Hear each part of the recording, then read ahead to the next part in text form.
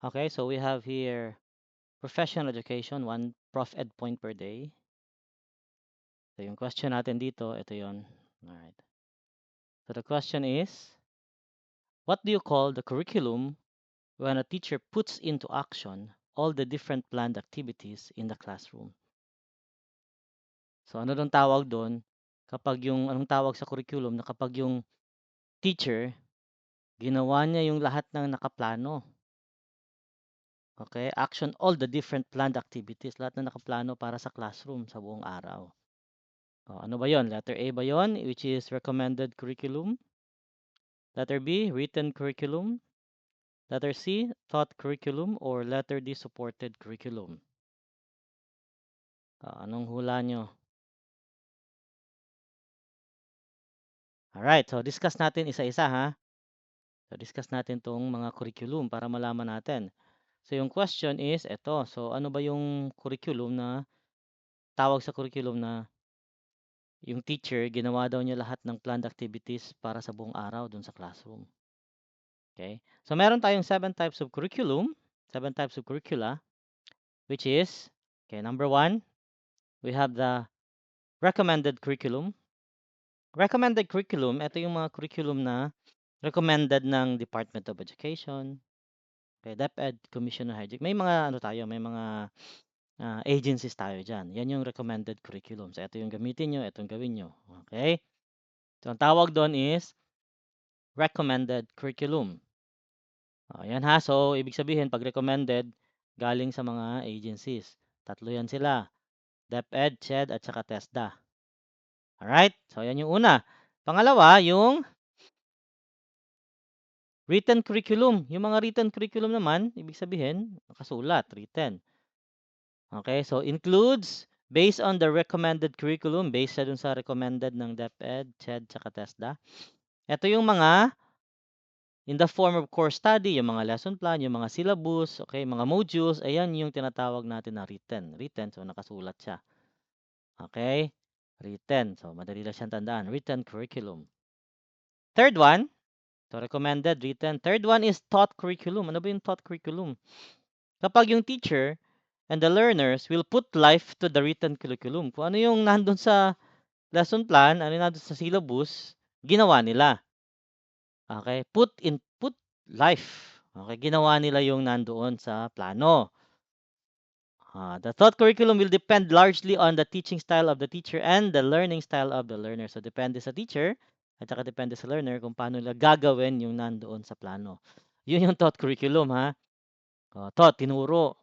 Tinuro based doon sa nakaplano. Alright? So, ang tawag doon, thought curriculum. Tatlo na yon. Recommended curriculum, written curriculum, and we have the taught curriculum. Okay? And of course, number 4, yung number 4 natin is supported curriculum. So, supported, sinusuportahan. Di ba? Supported curriculum. Yung mga supported curriculum, mga support materials naman ang tawag doon. Okay? Para mas maganda yung pagtuturo natin, may kailangan natin ng support curriculum, supported curriculum. Yun ang mga textbooks, mga field trips, mga software and technology, teacher guides, library books, yun ang mga supported curriculum. Nakasuporta sa mga teachers. Okay? So, 4 na yon. Recommended, written, taught, and supported curriculum. 4 na, di ba? Next, ano pa? Yung 3 na lang. Number 5 is assessed curriculum. Ina-assess, di ba, yung curriculum. Taught and supported curricula have to be evaluated to find out if the teacher has succeeded or not in facilitating learning. Ina-assess. Baka kasi hindi na gawa ng teacher, hindi na nasunod yung curriculum. Di ba? So, kailangan i-assess yung curriculum kung meron mang pagbabagong dapat gawin. In the end process of teaching and at the end of every lesson or teaching episode, an assessment is made. So, titingnan natin kung nagawa ba ng maayos ng teacher yung curriculum. Okay, nasunod ba niya? Baka may kailangan baguhin. May kailangan i-improve. Yung assess curriculum ang tawag naman doon.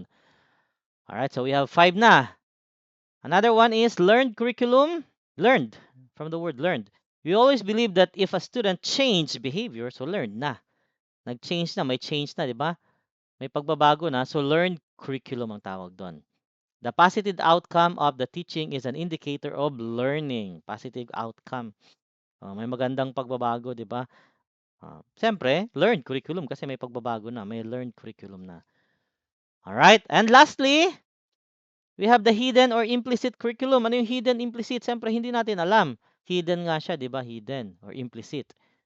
Not deliberately planned but has a great impact on the behavior of the learner. Hindi natin alam pero hindi natin planado pero nangyayari. Yun ang hidden curriculum or implicit curriculum. Example, yung peer influence, yung school environment, yung media, parental pressures, o 'di ba? Societal changes, may mga pagbabago sa society, sa eskwelahan ba, cultural practices, natural calamities are some factors that create the hidden curriculum. Hindi natin alam, wala naman sa plano, hindi naman kasali doon. Okay, sa lesson plan pero nangyari, 'yun ang mga hidden or implicit curriculum. Alright? So based dun sa question kanina, what do you call the curriculum when a teacher puts into action all the different planned activities in the classroom? Anong tawag natin doon, 'di ba? So meron tayong letter A, ah, recommended curriculum, letter B, written curriculum, C, thought curriculum, or D, supported curriculum. Puts into action, ginawa nila yung nasa plano. So, ibig sabihin, ang tamang sagot dyan is, ayan. So, taught curriculum. Put life to the written curriculum. O, diba? Put to action, ginawa nila. So, taught curriculum ang tamang sagot. Alright, so dapat malaman nyo to kasi napaka-importante nito sa professional education. Okay?